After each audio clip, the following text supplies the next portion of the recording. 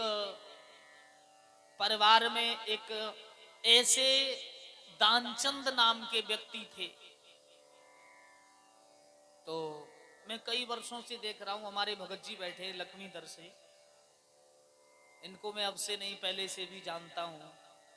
आते हैं बेचारे, और हमारे लाटरा वाले भी भक्त गए बाड़ी वाला के बड़े ध्यान से कथा सुनते, तो हमारा फर्ज भी बनता है सुनने का।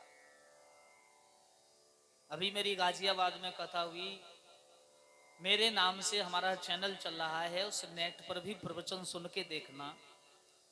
तो जहां जैसा क्षेत्र होता है वहां उसी प्रकार की कथा का विवरण करना पड़ता है। तो गाजियाबाद में कथा का साधारण प्रसंग, जैसे अब हम सादा कथा सुना रहे हैं, बस उन्हें कोई मतलब ही नहीं। तो एक दानचंद थे, वो कभी गंगा नजदीक, कभी गंगा नहाने नहीं जाते थे। पत्नी ने कहा घर बैठे रहते हो, गंगा जी नहाया करो। सोचा गंगा नहाने जाऊंगा, गंगा जी पे पंडा मिलते, पंडा, और गंगा जी पे पंडा मिलते उन्हें पैसा देना पड़ेगा।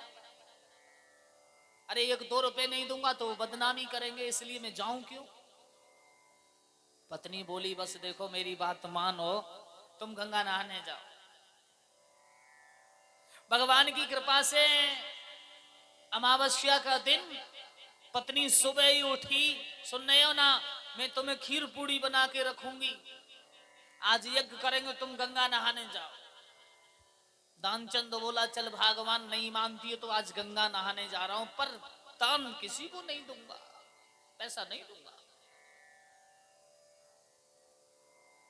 भगत जी दानचंद चलो, गंगा नहाए वे। बाने देखी यहां तो भीड़ लग रही है, पंडा सैकड़ों बैठे हैं, कोई आटा ले रहा है, कोई तिलक लगा रहा है, यहां नहीं नहाता। कोई शमशान घाट की तरफ गए जहां मुर्दे जलते, बोले यहां कोई नहीं नहा रहा, यहाँ खेले में नहाऊंगा। कोई देख तो नहीं रहा, चारों तरफ को देखा, कपड़े उतार के रखे पार पर, और दानचंद गंगा में अंदर घुस गए। और दानचंद ने जैसे डुबकी मारी, कोई भगवान आके एक पंडा के रूप में प्रकट हुए। जय हो यजमान की, जय हो जय हो। दानचंद ने देखो जो तो आएगा, 2-4 डुबकी लगाई। आहा, भगवान बोले वाह दानचंद, वाह वाह वाह। जवाब दिया तुम हमारा नाम भी जानते हो? बोले बिल्कुल बिल्कुल। अरे दानचंद वाह वाह। बोले सब पंडा तो उधर बैठे, पर तुम यहाँ क्या करने आए हो, मुझे ये बताओ। तो भगवान बोले देख दानचंद भैया, मैं तो यही एकांत में रहता हूं। बोले एकांत में नहाने तो कोई नहीं आता। बोले कोई बात नहीं, तुम्हारे जैसा यजमान आ जाता है 2-4 हजार एक बार में ही दे जाता है, मेरी तो जिंदगी चैन से कट रही है। दानचंद बोले बस बस, मैं एक धेला देने वाला नहीं। बोले तुम धेला नहीं दोगे तो मैं तुम्हें गंगा जी से बाहर नहीं निकलने दूंगा। बोले 1000 दे देना। दानचंद बोले बिल्कुल नहीं दूंगा। 500? बोले बिल्कुल नहीं दूंगा। अरे 100 रुपए दे देगा? बोले नहीं दूंगा, मत निकलने दे, खड़ा रहूंगा इसी में। भगवान बोले तो उससे दान लूंगा लूंगा जरूर लूंगा, आज नहीं मानूंगा। दानचंद बिल्कुल नहीं निकला। अच्छा 1 रुपया 50 पैसा? बोले 2 पैसा दे दोगे? हाँ हाँ हाँ 2 पैसे दे दूंगा, वो भी इस समय नहीं है मेरी जेब में, अगले उसको नहाने आऊंगा अमावस्या को तो दे जाऊंगा। भगवान बोले निकल आ। 2 पैसा को तो कहा, निकल आए साहब। और जब बाहर निकल के आए, दानचंद घर चले। पत्नी से कहा मैंने मना किया था ना तुझसे, हैं? बिना मतलब में 2 पैसे का दान देना पड़ेगा। भगवान कहां मानने वाले। भगवान जाकर के वहीं दरवाजे पर प्रकट हो गए। अरे दानचंद भैया है का? दानचंद बोलो पत्नी से देख के ये दरवाजे पे कौन है। पत्नी निकल के गई, कहो कैसे आए हो? बोले कुछ नहीं, 2 आना का कर्ज था हमारा, गंगा नहाने गए थे। बोले अभी कहती हूँ जाके। दानचंद से कही वो पंडा आ गया, 2 आना पैसे दे दूं? बोले नहीं नहीं, ये कह दे उनकी तबीयत सही नहीं है, जा जा कह दे उनकी तबीयत सही नहीं है। पत्नी दरवाजे पर पहुंची, पत्नी ने कहा उनकी तबीयत सही नहीं है, वो तुमसे मिल नहीं सकते। वाह वाह वाह, ऐसा कोई पंडा जो यजमान की तबीयत सही ना हो और ऐसे समय में ना मिल के जाए, कह दो उनसे मिलने आ रहे हैं। बोले पूछ लो। पत्नी दौड़ी, बोले नहीं मानता वो पंडा, अंदर आ रहा है। दानचंद बोलो कह दे मर गया मेरा पति। पत्नी निकल के आई, बोले महाराज बड़े दुख की बात है, मेरे पति अभी समाप्त हो गए। पंडा, क्या मर गए? भगवान बोले हाँ हाँ मर गए। अरे बाबा बड़ा दुख हुआ, चलो छोड़ो मेरे 2 आना पैसे, कोई बात नहीं, अब गांव में तो खबर कर दो। पत्नी बोली ये तो गांव में भी खबर करने गया। पंडा बोला करने दे।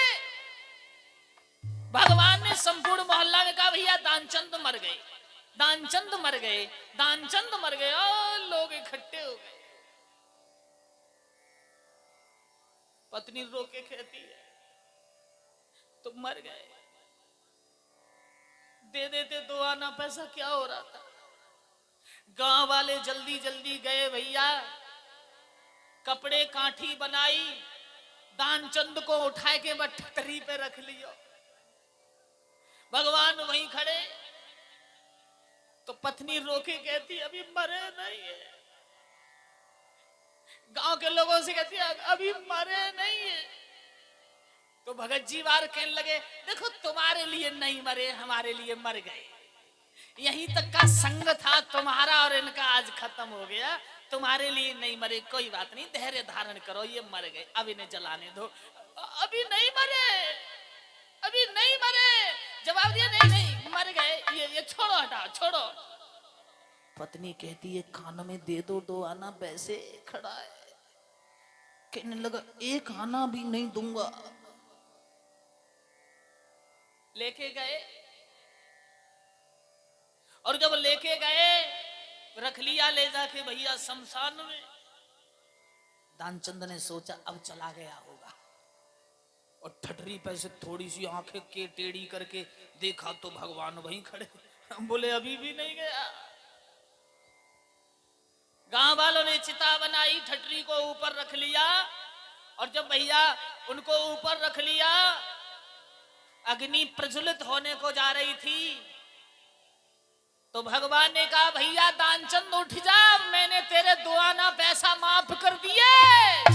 सोई उठ के खड़ो है गो, तो मैं मर थोड़ा ही गो, मैं तो जिंदो हूं। गांव के लोग बोले वाह रे वाह, तेरे जैसा महाकंजूस हमने आज तक नहीं देखा। तो कुछ लोग ऐसे होते हैं, देखिए कभी हमें, मैं अपने लिए नहीं कह रहा हूं, मत ये सोचो शास्त्री ने ये दान करने के ऊपर डायलॉग लगाया है, नहीं नहीं, कभी मैं लालच वशीभूत होके कथा नहीं कहता हूं। हमें दान करना चाहिए, क्यों? हमारा जो धन है उसे पवित्र करने के लिए दान करना चाहिए। आज कथा का 7वां दिवस है, कल अष्टम और परसों 9वां दिन है। तो इतने श्रद्धालु यहाँ पर कथा सुनने आ रहे हैं, बड़ी अच्छी बात है, बहुत शांतिपूर्वक कथा हमारी चल रही है। तो हमें भंडारा भी करना है। आप लोगों ने हमें बहुत बड़ा सहयोग पहले दिया है, जो कभी नहीं सोचा करते थे। हमारे गोविंद भैया और शेख चिल्ली मैनेजर रहा करते थे कथा के, तो इतना सहयोग मिलता था, और जयदेव भैया सभी लोग थे, नाम अब कुछ मुझे याद भी नहीं रहे हैं। वो सहयोग मिलता था हमारा, बहुत अच्छी तरह से कलश विसर्जन होके भंडारा होता था, जिसमें काफी लोग भंडारा ग्रहण करते थे। तो उसी साल की तरह हमें अब के भी भंडारा करना है। दान करोगे भंडारे में? हाथ उठाना, कौन कौन दान करोगे? अरे जी तो उठाई ना रही हाथ अभी। तुम देवताओं, तुम ना करोगे भंडारे के लिए कुछ दान? पति दान करे ना करे पर तुम मत चूक जाना, ये तो दानचंद बनेंगे, ये दानचंद से कम नहीं है, पर तुम दानचंद की पत्नी बन के रहना, दान जरूर करना। तो मैं यही कहना चाहता हूं, परसों 8 तारीख 9वां दिन जब होगा, तो जिसको जो श्रद्धा है उसी तरह से गंगा नहाने जाएंगे, उसी तरह से कलश विसर्जन होंगे पहले की तरह, और उसी तरह से हम स्वयं खड़े होकर के भंडारा कराएंगे। जैसे पहले हमारी माताओं बहनाओं में बहना पड़ोसा करती थी, सब बहनाओं को आदेश दिया जाता था, और पुरुषों में पुरुष रहते थे कार्यकर्ता, तो उसी तरह से भंडारा हमें अच्छी तरह से करना है। तो सबको थोड़ा थोड़ा भंडारे के लिए जरूर दान करना है। बोली वृंदावन बिहारी लाल की।